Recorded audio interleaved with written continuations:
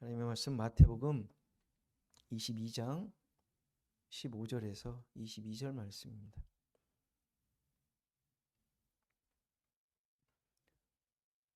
마태복음 22장 15절에서 22절 말씀입니다. 제가 봉독해 드립니다. 이에 바리새인들이 가서 어떻게 하면 예수를 말의 올문에 걸리게 할까 상의하고 자기 제자들을 헤롯 당원들과 함께 예수께 보내어 말하되 선생님이여 우리가 아노니 당신은 참되시고 진리로 하나님의 도를 가르치시며 아무도 꺼리는 일이 없으시니 이는 사람을 외모로 보지 아니하심이니이다. 그러면 당신의 생각에는 어떠한지 우리에게 이르소서. 가이사에게 세금을 바치는 것이 옳으니이까 옳지 아니하니이까 하니 예수께서 그들의 악함을 아시고 이르시되 외식하는 자들아 어찌하여 나를 시험하느냐. 세금 낼 돈을 내게 보이라 하시니 데나리온 하나를 가져왔거늘 예수께서 말씀하시되 이 형상과 이 글이 누구의 것이냐. 이르되 가이사의 것이니이다. 이에 이르되 그런즉 가이사의 것은 가이사에게 하나님의 것은 하나님께 바치라 하시니 그들이 이 말씀을 듣고 놀랍게 여겨 예수를 떠나가니라. 아멘. 네. 지난 시간까지 예수님께서 자신의 권위에 대해 질문에 답을 하시면서 천국에 대한 비유로 말씀해 주셨어요. 근데 천국에 대한 비유로 말씀하신 이유가 뭐겠어요? 그 천국의 가치와 그 기준들이 예수님을 잘 알려주기 때문에 그래요. 그것을 알아야 예수님을 알 수 있기 때문에. 예수님 아무리 그들 가운데 있어도 그들이 깨닫지 못하지 않습니까? 그러니까 그런 비유들을 통하여 천국의 가치와 기준들을 그들이 받아들이고 인정하고 고백하게 돼야 지금 있는 이 청년 예수, 이 청년이라는 청년 하나님의 아들 어쩌고저쩌고 하는 이 분이 하나님의 아들이며 메시아구나라는 것을 알게 된다라는 것이죠. 그러니까 비유로 계속 얘기해 주실 수밖에 없었던 거예요. 지금 예수님을 제대로 알지 못해서 일어나는 의문들이었고 질문들이었죠. 이 사람이 메시아인지 이스라엘의 왕인지 하나님의 나라를 다스리는 분인지 하나님이 보내신 죄인을 구원할 구원자인지 하나님의 아들인지 이런 전혀 감을 잡지 못하고 있는 상황이었지 않습니까? 그러나 예수님께서는 지금 이 사실을 분명하게 보여주시기 위해서 여러모로 설명하고 있는 중입니다. 그리고 결국은 이제 십자가에 달려 죽으심으로 십자가를 지심으로 그 지금까지 예수님께서 말씀해 오시고 증거해 오셨던 그 내용을 명확하게 증명해 내게 되죠. 물론 당시에는 깨달았겠습니까? 성령이 오셔서 사도행전에서 보듯이 성령이 오셔서 깨닫게 해주심으로 인하여 그때야 예수가 진짜 그리스도였구나 라고 이제 그때 알게 되죠. 예수가 그리스도다 라는 것이 고백되어지면 그게 능력인 거예요. 그게 복음이니까. 그때야 이제 알게 되는데 성령께서 깨닫게 해주시지 않으면 아무도 그렇게 할 수가 없는 것이죠. 오직 십자가를 통하여 하나님 나라의 기준과 가치가 드러나게 되고 하나님의 원하심이 이루어지게 되기 때문이죠. 결코 인간의 힘, 인간의 능력, 인간이 가지고 있는 모든 지혜, 지식을 총동원해서도 만들어질 수 없는, 아니 천국이라는 것에 손톱만큼도 이익을 담당하지 못하는 그게 천국 아닙니까? 그러니까 예수님께서는 그게 무엇인지 이렇게 우리가 알고 있는, 우리가 알 수 있는 것으로 또 말씀, 율법을 통하여 가르쳐 주실 수밖에 없는 것이죠. 지금까지 여러 비유와 설교를 통하여 이 사실을 지적해 오셨죠. 너무나도 중요한 우리 신앙의 기준이며 원리예요. 세상과 하나님 나라가 어떻게 다른지 이걸 알아야 되잖아요. 근데 아는 것이 중요한 게 아니라 내가 지금 어떤 기준으로 살고 있는지 봐야 될 거 아니에요. 그게 또 확인이 안 되면 이렇대라고 말하면 뭐합니까? 내가 지금 어떤 기준에, 그 기준에 맞춰서 내가 지금 어디에 있는지 이게 또 지적이 돼야 되잖아요. 근데 지적받기 싫잖아요. 바리새인과 이 사람들이 그 지적받는 걸 싫은 거예요. 계속 지적할수록 기분이 나쁜 거예요. 아니, 우리께 무너지는 것 같아요. 아니, 무너져야 되는데 지금 무너뜨리시는데 안 무너지려고 하는 거예요. 안 무너지려고. 그게 문제인 것이죠. 그러니까 이게 나까지 와야지. 그리고 나에게까지 와서 그것이 진짜, 야, 이게 하나님께서 나를 통해서 드러내시려고 했던 하나님의 진짜 뜻이구나. 이거를 깨닫고 무릎을 꿇어야죠. 오늘 바리새인과 헤롯 당원들의 대화에서도 이 사실을 또한 분명하게 가르쳐 주시고 계십니다. 15절을 보면 이들이 예수님을 올무에 걸리게 하려고 모의를 했어요. 상의를 했어요. 이제는 아예 드러내놓고 예수님을 공격하는 것이죠. 그래서 바리새인들은 그의 제자들을 보내어 헤롯 당원들과 함께 예수님께 질문을 합니다. 선생님이요, 당신은 참되시고 진리로 예수님 하나님의 도를 가르치시며 아무도 꺼리는 일이 없으시니 이는 사람을 외모로 보지 아니하심이니이다. 아주 엄청난 칭찬을 하죠. 예수님을 인정하는 척 다 얘기를 하고 예수님의 가르침을 잘 이해하고 있는 것처럼 다가왔습니다. 이건 예수님을 인정하려는 것이 아니라 이제 꼬투리를 잡기 위해서 이제 다가오기 위한 수작이었죠. 그러면서 당신의 생각에는 어떠한지요? 가이사에게 세금을 바치는 것이 옳으니까 옳지 아니하니까? 아주 기가 막힌 질문을 한 거예요. 왜요? 그들도 고민하던 문제니까. 바리새인과 헤롯 당원은 원래가 상극에 합쳐질 수 없는 거예요. 종교적으로, 정치적으로 완전히 아예 다른 길을 가고 있는 사람들이. 그런데 이 두 부류가 예수님께 와서 질문한 이유는 이제 예수님께서 대답할 두 입장, 어떤 것 중에 하나를 대답할 텐데 옳으냐 옳지 않냐 이걸 대답하는데 옳으냐 옳지 않냐의 대답에 의해서 두 부류에 다 걸리게 돼 있는 거예요. 이렇게 말하면 여기에 걸리고 이렇게 말하면 다르게 말하면 얘한테 걸리고 이렇게 되기 때문에 두 부류가 온 거예요. 지금 가이사에게 세금을 바치라고 하면 누구한테 걸리겠어요? 바리새인들한테 걸리는 거예요. 왜죠? 바리새인들은 하나님을 섬기잖아요. 가이사에게 세금을 바친다는 건 가이사를 섬기는 거잖아요. 그러니까 가이사의 다스림을 인정하는 것이 되고 예수님 스스로가 스스로 메시아가 아니라는, 그리고 유대 그 백성들로부터 상극이 되는, 반대에 직면하게 되는 상황이 펼쳐지는 것이죠. 반대로 세금을 바치지 말라 하면 뭐가 되겠어요? 헤롯 당원은 헤롯을 쫓는 로마 정부 쪽에 있는 사람이니까 당연히 로마 정부를 대항하는 것이 돼요. 그러니까 정치범으로 몰리는 것이죠. 그래서 이 두 부류가 와서 그 질문을 한 거예요. 세금을 바치는 게 옳습니까? 옳지 않습니까? 당연히 이들이 원한 대답은 옳지 않다라고 대답하길 원한 거예요. 그거를 해야 되는 거예요. 왜? 하나님을 믿는 사람이 가이사를 따를 수는 없잖아요.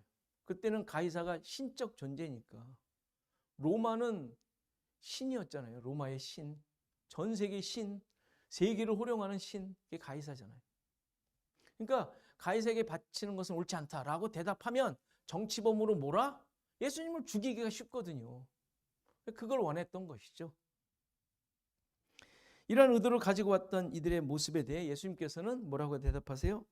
그들의 악함을 아시고 외식하는 자들아 어찌하여 나를 시험하느냐고 책망을 하십니다. 이들이 왜 외식하는 자들이에요? 지금 예수님께 올 때 감언 이설을 했잖아요. 예수님이 대단한 분인 것처럼, 예수님을 잘 따르고 있는, 예수님이 하시는 말씀에 대해 다 이해하는 것처럼, 따를 것처럼 얘기했잖아요. 참되시고 진리로 하나님의 도를 가르치시고 아무도 꺼리끼는 일이 없으신 분, 이렇게 고백했잖아요. 근데 지금 어떤 생각을 가지고 있어요?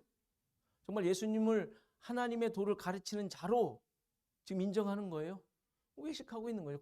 겉과 속이 다른 모습을 지금 갖고 있으니까 예수님께서 그 악함을 아시고 외식하는 자라고 이제 야단을 치신 것이죠. 그들이 하나님의 백성으로, 하나님의 백성 정도가 아니라 하나님의 일꾼으로, 하나님이 보냄받은 자로, 정말 하나님이 인정하는 자들로 있는데 예수님을 인정하지 않으니까 어떻게든지 예수님을 죽이려고 잡아서 집어넣을 생각만 하고 있는 모습을 예수님께서는 지금 책망하고 계신 것입니다. 그런데 예수님께서는 물론 이들의 책망에 초점이 있었던 것은 아닙니다. 더 분명하게 예수님이 누구신지, 하나님의 백성들은 누구인지, 하나님의 나라가 어떤 나라인지를 알려주시고자 했던 거예요. 세금을 내는 돈을 가져와라. 예수님께서 이제 다시 묻습니다. 그러자 데나리온을 가져와요. 근데 그 데나리온에는 여러분들 뭐 아시는 분 아시겠지만 거기에 황제의 그 초상화가 거기에 새겨져 있어요. 그때 황제 티베리우스라는 황제인데 그 형상이 거기에 새겨져 있고, 다른 면에는 황제의 어머니가 제사장이라는 명분으로 거기에 새겨져 있었습니다. 심지어 티베리우스의 두상에 있는 면에는 어떤 글이 적혀 있었냐면 존엄한 신의 존엄한 아들이라는 글귀가 거기에 써 있었죠. 그러니까 이 화폐 자체에 황제 숭배가 들어가 있는 거예요. 존엄한 신의 존엄한 아들. 그러니까 티베리우스를 거역할 수 없는 거예요. 존엄한 신의 아들이, 존엄한 아들인데 감히 어디 무례하게 할 수 없는 것이죠. 그러니까 세금을 낼 때 꼭 이 돈을 사용하도록 했어요. 로마 정부의 공식 화폐니까. 그러니까 이러한 동전을 유대인들이 사용할 때마다 얼마나 기분이 안 좋았겠어요. 그리고 또 이 세금을 걷는 사람은 얼마나 미웠겠어요. 그래서 유대인들은 성전에 올 때 성전세를 낼 때 이거를 낼 수 없는 거예요. 거기에 그 우상 숭배되어 있는 동전을 내면 되겠어요? 그래서 성전세 내는 세겔로 바꾸기 위해서 거기에 누가 있어요? 환전상이 또 있었던 거예요. 환전상이 어쩔 수 없이 있을 수밖에 없는 것이죠. 자, 이제 이 동전을 가져오라고 해서 동전을 보고 예수님께서 뭐라고 하시죠? 이 형상과 이 글이 누구의 것이냐라고 물으십니다. 당연히 가이사의 것이라고 대답을 하죠. 예수님께서 그 유명한 이제 이 말씀을 듣고, 이 말을 듣고 유명한 말씀을 하시죠. 여러분들 잘 아시는, 늘 들었던, 가이사의 것은 가이사에게, 하나님의 것은 하나님께 바치라 하고 대답합니다. 사실 바리새인들이 했던 이 질문, 가이사에게 세금을 바치는 것이 옳습니까? 옳지 않습니까? 이 질문과 예수님께서 하신 대답, 이 대답은 신자들만이 아니라 불신자들까지도 인정하는 원칙처럼 돼 있어요. 그렇죠? 마치 세상에 대해 신자들이 해야 할 책임을 반드시 하고 하나님께 대한 책임도 해야 하는 것을 말씀하신 것으로 이해하고 있는 것이죠. 여러분들도 그렇게 생각하고 계시진 않습니까? 세금 당연히 내야 하고 국가에 대한 의무를 잘 해야 하는 예수님의 답변으로 생각합니다. 아울러 하나님께 대한 책임 뭐 있어요? 세상에 대한, 나라에 대한 책임을 했으니까 하나님께 대한 책임 뭐예요? 뭐 헌금, 11조, 주일 성수, 뭐 이런 신앙적인 내용들 당연히 해야 한다. 뭐 이렇게 생각해서 열심히 그렇게 하시죠. 그러나 이 이해는 온전한 것은 아닙니다. 그리고 이 의도로 말씀하신 것도 아니에요. 지금 예수님께서는 세금 같은 국가에 다해야 할 책임을 말씀하고 계신 게 아니잖아요. 잘 생각해 보세요. 예수님께서 일일이 세금 잘 내라, 뭐 정직하게 살아라, 사람들한테 욕먹지 말아라. 뭐 투표할 일 있으면 투표 열심히 해라. 이런 말씀을 하시겠어요? 예수님께서 지금 십자가 지리러 가시고 있는 중인데, 아니 공생애 3년 동안에 하신 말씀도 마찬가지. 성경에 나오는 하라 하지 마라 라는 말씀들이 삶 속에서 그대로 살라는 말씀으로 주시는 것이 아닌 것과 같은 이치예요. 계속 말씀드려왔죠. 성경에서 하라 하지 마라 하라는 것이 그대로 하라는 건 하고 하지 말라는 건 하지 말고 이렇게 하라는 것으로 주시는 것이 아니잖아요. 그러면 뭐가 돼요? 율법이 되잖아요. 율법. 율법은 주님께서 완성하셨는데, 이미 앞서 예수님께서 율법에 대해 재해석을 해주셨잖아요. 우리 5장부터 계속 봐왔죠. 율법을 재해석해 주시잖아요. 뭐 살인하지 말라, 간음하지 말라, 뭐 형제를 뭐 욕하지 말라, 뭐 미워하지 말라, 이런 것들에 대하여 율법에 그렇게 되어 있는데 나는 너희에게 말하노니 하면서 다 재해석해 주셨잖아요. 근데 재해석해 주신 것이 더 어렵잖아요. 율법에 쓴 것보다 재해석해 주신 게 더 어려워. 형제를 미워하지 말라고 했다고 왼뺨을 때렸는데 오른뺨을 댄 사람 나 지금까지 본 적이 없어요. 믿는 사람들 중에. 그렇게 하라는 게 아니잖아요. 그렇게 하래잖아요. 원수가 겉옷을 달래는데 속옷까지 주래요. 오리 가자는데 심리까지 가래요. 가라고 그러셨어요. 그런 사람 본 적이 없어요. 지금까지. 그 말씀 지킨 사람 없잖아요. 지키라고 준 게 아니니까 그렇게 하라고 준 게 아니란 말이에요. 지금도 세금 잘 내라는 말씀을 하시는 것이 아니라 누구에게 속해 있느냐는 사실을 묻고 계시는 거예요. 예수님을 올무에 걸리도록 질문한 것은 단순한 내용이에요. 말 그대로 세금을 낼까요 말까요 이 얘기예요, 솔직히. 근데 예수님의 대답은 그것에 대한 대답을 해주시질 않아요. 하나님의 백성들이 하나님의 다스림을 받는 자로서 사는 원리와 방식을 깨닫도록 대답해 주세요. 앞서 많은 사람들이 질문했을 때도 마찬가지였죠. 무엇을 하여야 영생을 얻을 수 있느냐? 고 부자 청년이 와서 물었잖아요. 그때 대답을 뭐 해주셨죠? 네 소유를 팔아 가난한 자에게 주고 나를 따르라. 그 사람의 정체성에 대해서 깨닫도록 질문해 주신 거지, 팔고 따르라는 말은, 팔고 도와주라는 말이 아니잖아요. 안 팔고 따라도 되잖아요.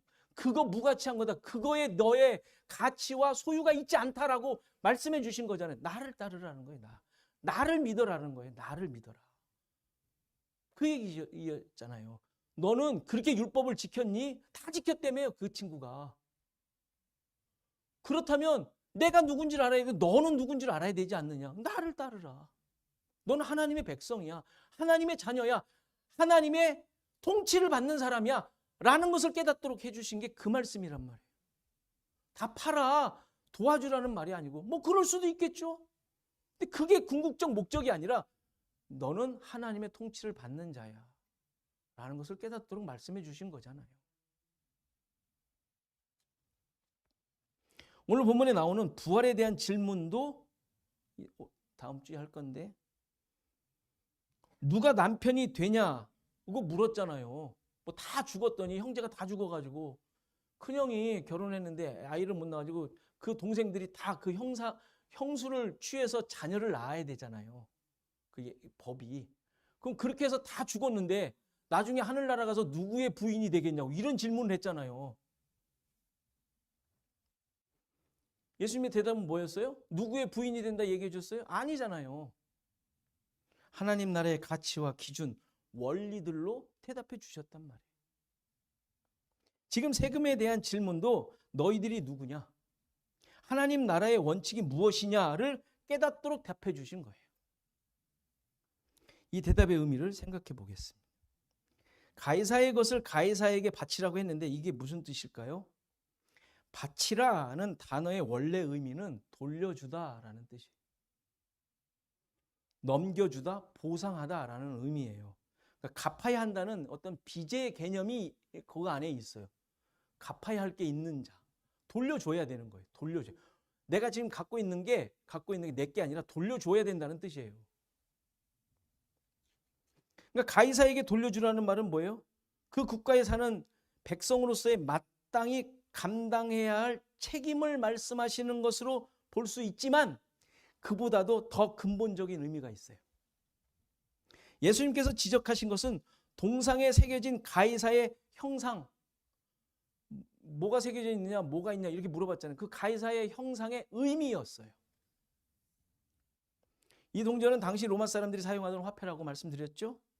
가이사가 새겨진, 가이사가 신의 아들이라고 새겨진 화폐를 사람들이 사용하고 있었던 것이죠. 무슨 말이에요? 지금 그들은 가이사를 신으로 여기며 살고 있다는 말이에요. 직접 고백하며 사용하는 것은 아니지만 이 화폐로 인하여 백성들이 가이사에게 속한 자들임을 드러내고 있는 것이죠. 즉 가이사의 나라에서 그의 통치와 다스림을 받고 있음을 증명하는 게 그 동전을 사용하고 있다는 의미예요. 그러니 그 나라에서 돌려주어야 할 것은 그렇게 하라라고 하는 거예요. 이건 세금만을 말하는 것이 아니라 그 세상 나라의 원리와 기준에 따라 살아야 한다는 사실을 언급하신 것이죠. 뭐 너무 당연한 얘기잖아요. 그런데 중요한 것은 그 다음의 말씀이죠. 그와 마찬가지로 하나님의 것은 하나님께 바치라고 하신 거예요. 하나님의 것은 하나님께 바치라. 문장 구조를 보면 오히려 이 뒷문장에 강조점이 더 있어요. 여기서 하나님의 것은 무엇일까요? 헌금? 아까 말씀드려도 무슨 11조? 여러분들이 봉사하는 것들? 신앙적인 요소들? 그걸 말할까요? 당연히 아니죠.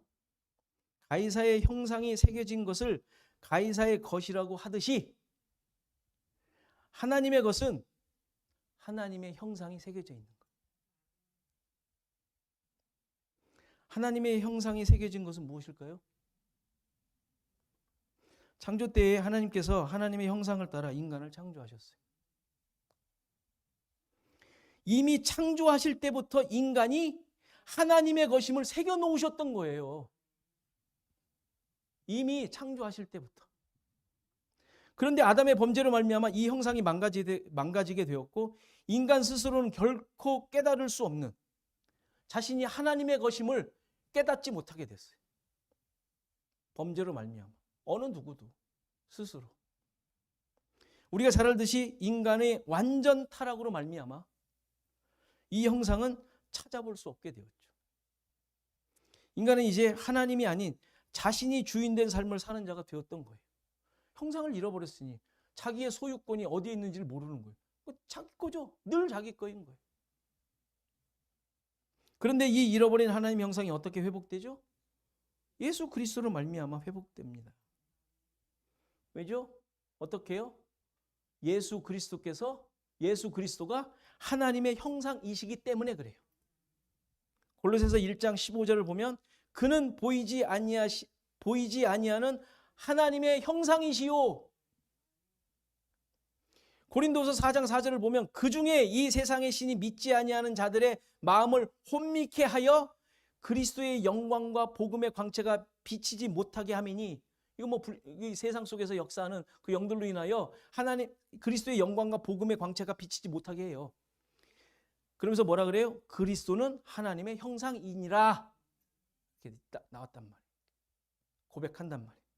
무슨 말이에요? 하나님의 형상이신 예수 그리스도를 통하여 영광의 복음의 광채가 비치게 하셨다라는 거예요.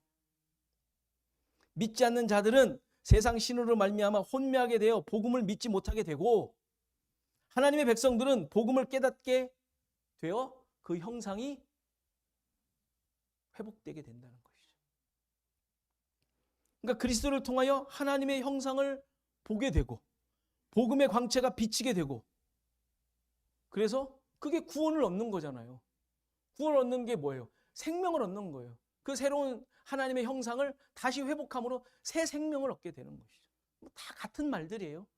표현을 다 이렇게 다르게 했지만 이 사실을 로마서에서 분명하게 이렇게 선포하죠. 로마서 8장 29절에 하나님이 미리 아신 자들을 또한 그 아들의 형상을 본받게 하기 위하여 미리 정하셨으니, 그 아들의 형상, 하나님의 형상이 그리스도에 있다 그랬잖아요. 그 아들의 형상을 본받게 하기 위하여 미리 정하셨으니 이는 그로 많은 형제들 중에서 맏아들이 되게 하려 하심이라. 누가 아들의 형상을 본받게 된다고 말합니까? 하나님이 미리 아신 자들, 미리 정하신 자들이 형상을 본받게 돼요. 그리고 그들이 맏아들이신 예수님의 형제들이 되게 하셨다. 예수님이 맏아들이 되니까 형상을 본받은 자들은 그 형제가 되는 것이죠. 따라서 하나님의 형상인 예수 그리스도를 본받은 자들은 당연히 하나님의 자녀, 그의 소유된 자들이고, 그러한 자신을 하나님께 바치라 지금 명령하고 계시는 거예요.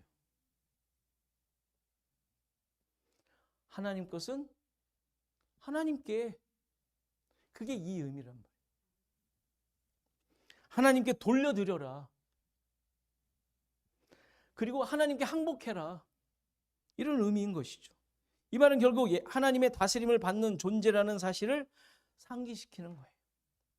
온 우주 만물이 하나님의 창조주 되심을 드러내는 존재들이기에, 온 우주 만물이 하나님의 다스림으로 존재하기에 하나님의 백성들은 이 사실을 기억하고 내 안에 새겨진 창조주 하나님의 형상, 즉 예수 그리스도를 소유한 자로서 살아가라는 명령을 하시는 거예요.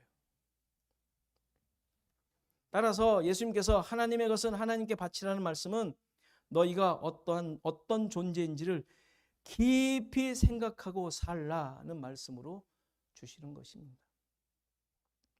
실제로 신자들은 예수 그리스도로 말미암아 우리의 모든 소유권이 하나님께로 넘어간 자들이에요. 십자가에서 죽으시고 부활하심으로 그와 함께 같이 죽고 부활하여 하나님께 바쳐진 자들이잖아요.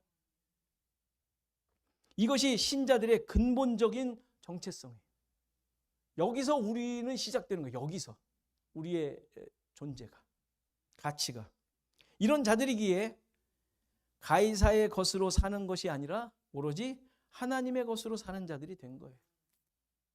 따라서 가이사의 것을 가이사에게 돌려주라는 말은 세금을 잘 바치며 국가에 충성하는 신자로서 잘 살라는 말이 아니라, 그의 통치를 받는 자들과 하나님의 통치를 받는 자들은 근본적으로 다른 존재라는 사실을 지금 지적하고 계시는 거예요. 그걸 깨달으라는 거예요. 내가 하나님의 말씀을 받은 자로서 살고 있는지, 하나님의 형상인 예수 그리스도를 품고 있는 자인지 늘 확인해야 하는 것이죠. 물론 이러한 삶의 과정 가운데 어려움들이 생겨요. 가이사의 것들이 늘 존재하고 괴롭히죠. 애굽을 탈출한 이스라엘 백성들이 광야의 삶을 살면서 애굽을 동경하는 모습이죠. 가나안에 들어온 자들이 하나님을 왕으로 섬기는 것이 아니라 인간 왕을 요구하는 거예요. 이런 모습인 거예요.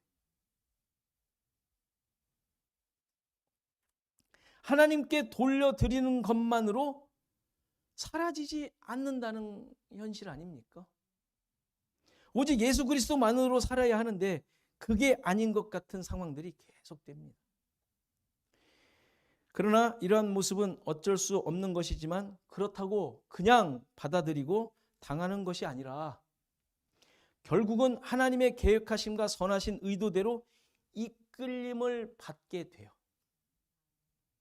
광야의 모든 고난을 경험하면서 애굽의 존재라는 사실은 사라지고 새로운 존재가 되어 가나안으로 들어가게 되죠. 약속의 성취죠. 하나님의 약속의 성취가 되는 거예요.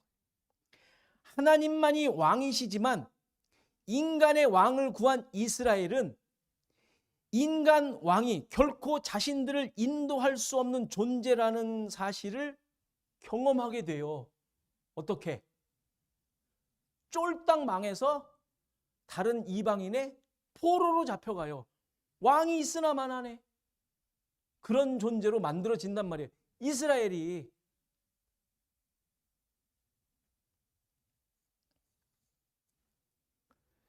그러니까 인간 왕이 다스리는 나라가 멸절을 해버려요. 멸절.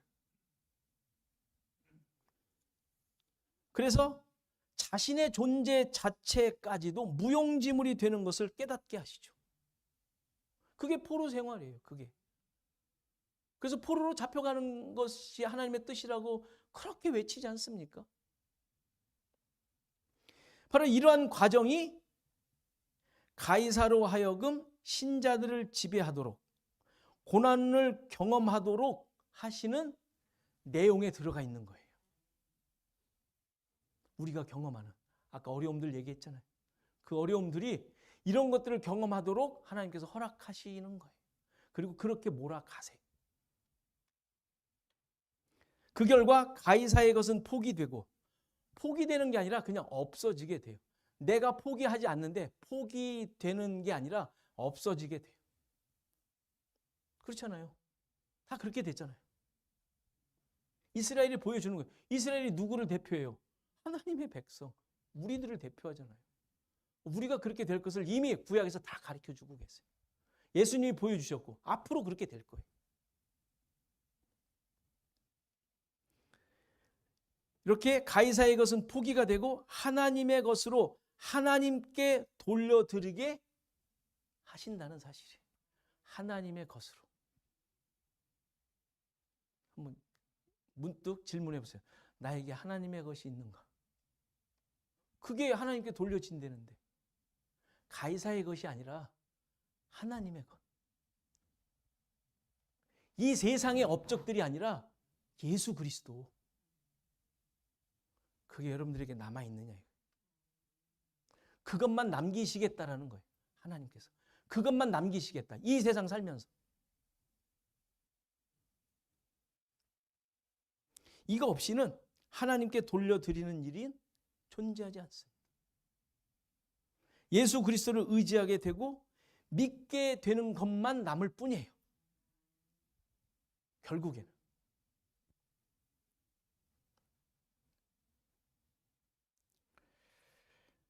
신자는 새로운 생명, 새로운 삶, 하나님 나라의 삶, 예수 그리스도의 통치를 받고 살게 되었다는 사실을 고백하는 거예요.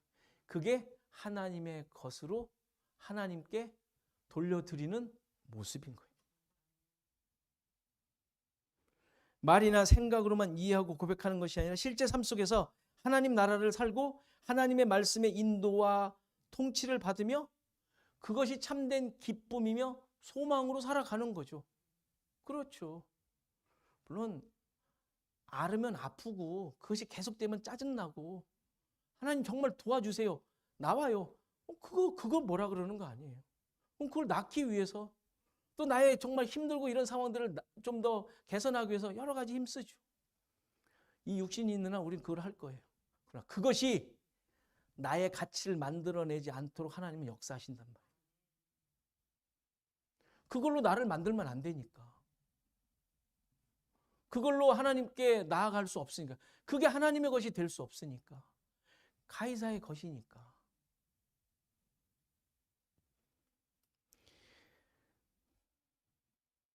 여러분들의 삶 속에 진정한 믿음과 고백이 여전히 여러분들의 생각과 마음 속에, 입술 속에 늘 있다면 여러분들의 삶의 전부가 하나님의 것으로 돌려드려진 것이며 그것만으로 기뻐하며 사는 삶이 될 것입니다. 이러한 은혜와 하나님의 크신 인도와 긍휼이 여러분들 가운데 넘치시기를 간절히 바랍니다.